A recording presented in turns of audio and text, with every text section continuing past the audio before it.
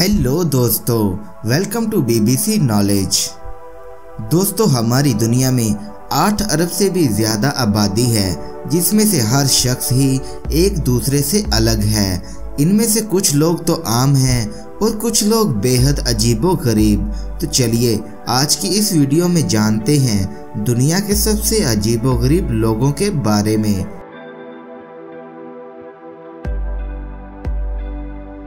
Number 1, red and white man.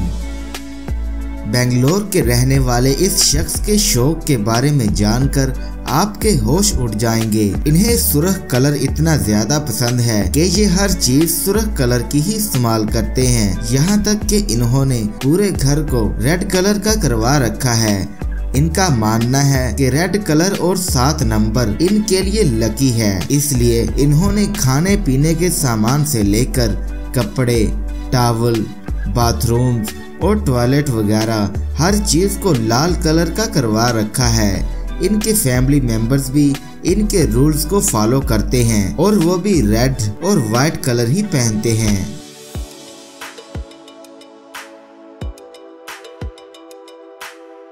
Number 2, armless Archer man.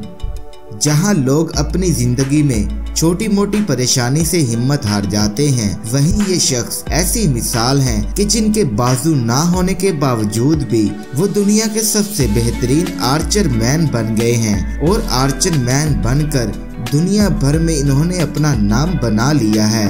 साल 2012 और साल 2016 में ये सिल्वर मेडल भी जीत चुके हैं। इनकी शादी भी हो चुकी है और इनके 2 बच्चे हैं। ये अपने पूरे दिन का काम खुद ही करते हैं, यानी किसी काम के लिए वो किसी की भी मदद नहीं लेते। इसके अलावा इनका नाम कई वर्ल्ड रिकॉर्ड में भी दर्ज है। दोस्तों, जरूर इसके जरिए आपको भी बहुत ज्यादा मोटिवेशन मिलेगा।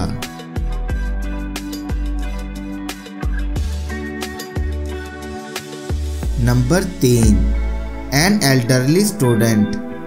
नेपाल में रहने वाला ये शख्स दुनिया का सबसे ओल्डेस्ट स्टूडेंट है।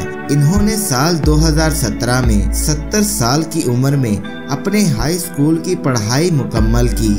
ये बताते हैं कि ये एक मिडिल क्लास फैमिली से हैं। जब वो इस स्कूल में थे तब उनकी लाइफ में बहुत सारी प्रॉब्लम्स चल रही थी, जिनकी वजह से उनको पढ़ाई छोड़ना पड़ी थी। इस उम्र में इनको स्कूल में जाते हुए देखकर लोग इनका काफी मजाक भी उड़ाते हैं, लेकिन उसके बावजूद भी ये स्कूल जाना नहीं छोड़ते।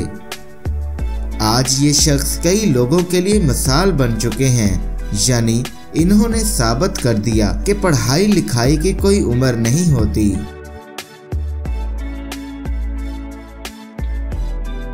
Unique climber Karl.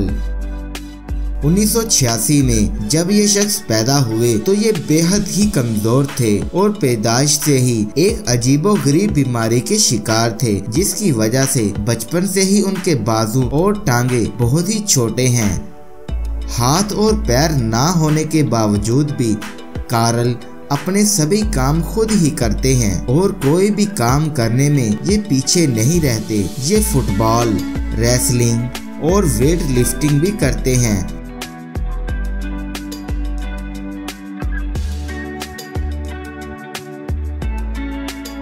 इस सभी मुकाबलों में वो अच्छे खासे लोगों को भी हरा देते हैं। साल 2002 में कार्ल को बेस्ट एथलीट का अवार्ड भी मिल चुका है।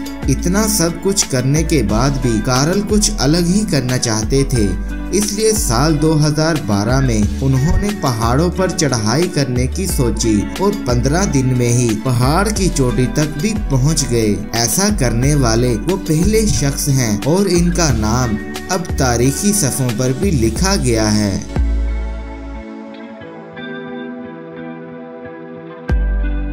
तो दोस्तों, ये थी आज की वीडियो आपको कैसी लगती है ये कमेंट करके हमें बता दिया करें। इसके अलावा हमारे YouTube चैनल बीबीसी नॉलेज को सब्सक्राइब भी कर दीजिएगा। मिलते हैं अगली वीडियो में, तब तक के लिए हमें इजाज़त दीजिए। अल्लाह हाफिज़।